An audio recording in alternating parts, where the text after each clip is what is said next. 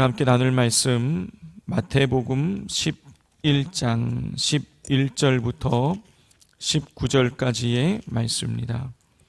마태복음 11장 11절부터 19절까지의 말씀입니다. 우리 한 절씩 교독하도록 하겠습니다. 내가 진실로 진실로 너희에게 말하노니 여자가 낳은 자 중에 세례 요한보다 큰 이가 일어남이 없도다. 그러나 천국에서는 극히 작은 자라도 그보다 크니라.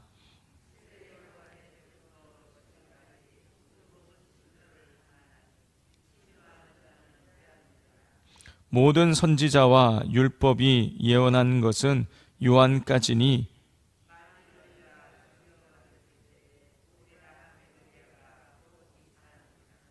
귀 있는 자는 들을지어다.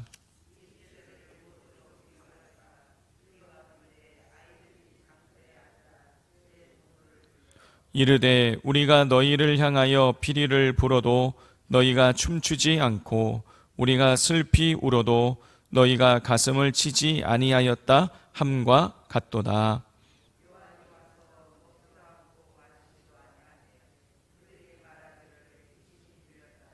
함께 읽겠습니다. 인자는 와서 먹고 마시매 말하기를 보라. 먹기를 탐하고 포도주를 즐기는 사람이요 세리와 죄인의 친구로다 하니 지혜는 그 행한 일로 인하여 옳다함을 얻느니라. 아멘. 어제 예수님께서 예수님의 오심을 예비한 세례 요한이 선지자보다 더 나은 사람이라고 말씀하시는 장면을 우리가 살펴보았습니다. 오늘 본문에서 예수님께서는 세례 요한이 여자가 낳은 자 중에서 세례 요한보다 큰 사람이 없다고 세례 요한을 높이십니다. 자, 11절을 보면 내가 진실로 너희에게 말하노니 여자가 낳은 자 중에 세례 요한보다 큰 이가 일어남이 없도다. 예수님께서는 세례 요한이 선지자보다 큰 사람이고 선지자를 통해서 예비되어 있었던 하나님의 사람이며 여자가 낳은 자 중에 가장 큰 사람이라고 어제와 또 오늘 11절 말씀을 통해서 높이고 계십니다. 자, 이렇게 예수님께서 세례 요한을 칭찬하시고 높이신 것을 통해서 세례 요한이 예수님의 길을 예비하는 그 사명을 충성스럽게 감당하셨다라는 것을 우리는 알 수가 있습니다. 자, 이렇게 세례 요한을 높이시고 최고의 칭찬을 하신 이후에 예수님께서는 이렇게 말씀하셨어요. 우리 11절 말씀 같이 한번 읽겠습니다.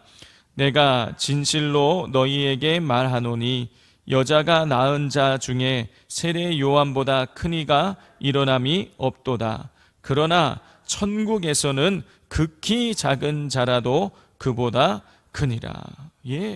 예수님께서 세례 요한이 선지자보다 큰 사람이다, 여자가 낳은 자 중에서 더 나은 사람이 없다고 세례 요한을 높이신 다음에, 그렇지만 세례 요한이 그렇게 칭찬받을 사람이지만 천국 백성은 극히 작은 자라도 세례 요한보다 크다고 말씀하십니다.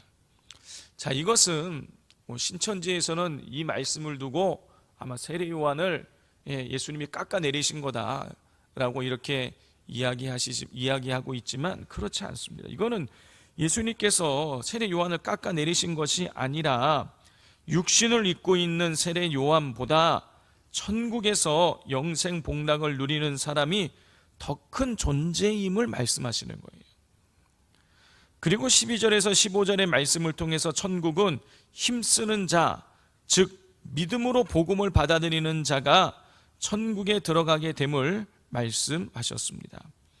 자, 11절부터 15절의 말씀을 우리가 다 종합을 해보자면 예수님께서 하시고자 하시는 중심 메시지는 비록 세례 요한이 구약에 속한 인물들이 그렇게 갈망하던 메시아를 가까이에서 보고 주님의 길을 예비한 위대한 사람이지만 복음을 듣고 천국에 들어간 사람이 더 존귀한 사람이라는 것이에요.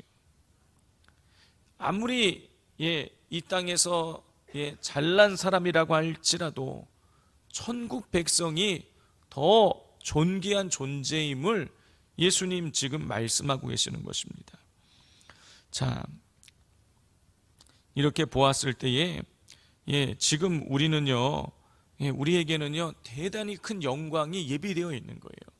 예수 그리스도를 믿음으로 우리에게 천국이 예비되어져 있기 때문에 이것보다 더 큰 은혜가 있을 수가 없는 것이죠. 자, 이 사실을 날마다 기억하시고 그리스도 예수를 믿는 것이 우리에게 가장 복된 일임을 기억하시면서 늘 끝까지 하나님 나라 부름 받는 그날까지 믿음을 잘 지켜나가실 수 있기를 바랍니다. 자, 16절부터는 예수님께서는 예수님 당시의 시대를 비유를 통해서 말씀하고 계십니다. 자, 우리 16절, 우리 17절 말씀 같이 한번 읽어보겠습니다. 이 세대를 무엇으로 비유할까? 비유하건대 아이들이 장터에 앉아 제 동물을 불러 이르되 우리가 너희를 향하여 피리를 불어도 너희가 춤추지 않고 우리가 슬피 울어도 너희가 가슴을 치지 아니하였다 함과 같도다. 예수님은 그 시대, 예수님 당시의 그 시대가 어린 아이들이 장터에 앉아서 친구들과 함께 노는데 피리를 불어도 춤을 추지 않고 그리고 슬피 울어도 가슴을 치지 아니하는 것과 똑같다, 이렇게 말씀하시는 거예요. 자, 이건 무슨 말씀이냐면 그 당시에 피리를 불어도 춤을 추지 않는다, 이건 뭐냐면 당시에 어린 아이들이 결혼식 잔치를 흉내내면서 노는 것이죠. 그 당시에는 결혼식 잔치를 굉장히 성대하게 뭐 짧게는 한 달, 길게는 2달 동안 하면서 먹고 마시면서 춤을 춘 거예요. 자, 그러니까 피리를 불어도 춤을 추지 않는다는 것은 결혼식 놀이를 하는 것처럼 하기 위해서 피리를 불었는데 춤을 추지 않았다는 거예요. 자, 또 슬피 울어도 가슴을 치지 않았다. 이 얘기는 장례식 놀이를 했다라는 거예요. 장례식 놀이하면서 애들이 이제 막 아이고 우리로 치자면은 이제 가면 어제 오나 뭐 우리 옛날에 그런 상여갈 때에 저도 막 기억나거든요. 그런 거 보고 막 애들이랑 놀면서 괜히 그냥 그런 거 따라서 하고 그러면은 막 이제 가면 언제 오나 막 그런 장례식 놀이 막 하면은 이쪽에서는 막 슬피 우는 척을 해주고 이렇게 뭔가 맞장구가 쳐져야 이게 놀이가 되는 건데 예수님 시대의 사람들이 결혼식 놀이를 하면은 춤을 춰줘야 되고 장례식 놀이를 하면 애곡을 해줘야 되는데 막 이런 반응이 없다, 그 말씀이에요. 무슨 말씀을 하고 계시는 거냐면 세례 요한이 그렇게 회개의 메시지를 전하고 있는데 슬퍼하며 회개하지 않는다는 거예요. 예수님께서 천국 복음을 전하고 있는데 기뻐하지 않는다는 거예요. 복음에 대해서 그들이 반응이 없음을 예수님께서 지금 말씀하고 계시는 것이죠. 그 시대 사람들은요, 세례 요한에 대해서도 예수님에 대해서도 반응 보이지 않았어요. 복음을 듣고 기뻐하지도 않고 또 회개의 메시지를 듣고 슬퍼하지도 않았어요. 그러면서 오히려 엉뚱하게 세례 요한이 먹지도 마시지도 않는다고 하면서 세례 요한이 귀신이 들렸다고 세례 요한을 책을 잡았고 예수님에 대해서는요, 먹기를 탐한다고 포도주를 즐긴다고 죄인과 친하게 지낸다고 책망했어요. 우리 18절 19절 말씀을 같이 읽겠습니다. 요한이 와서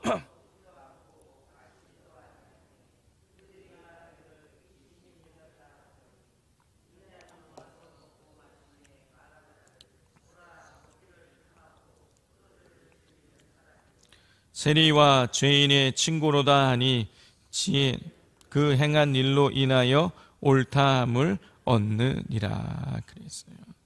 자, 예수님이 말씀을 통해서 이 메시지, 오늘 이 비유의 메시지를 통해서 우리가 알 수 있는 것은 예수님께서 단순히 그냥 복음을 듣고 반응을 보이지 않는 것만을 책망하는 것이 아니라 반응을 보일 것에 대해서 반응을 보이지 않고 엉뚱한 반응을 보이는 사람들의 모습에 대해서 안타까움을 표현하고 있음을 우리는 알 수가 있습니다.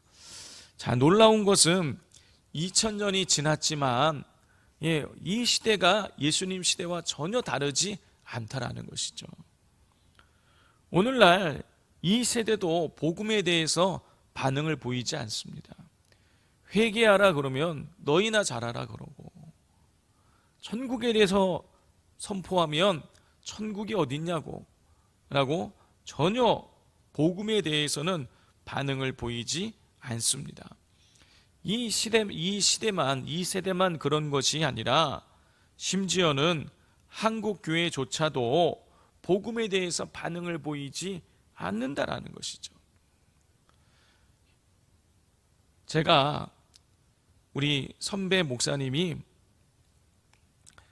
다른 교회에 이제 그 담임을 가기 위해서 그 교회 가서 이제 장로님들을 만나서 대화를 나누고 이런 걸 했는데, 그 교회 장로님들이 이런 얘기를 하셨다는 거예요.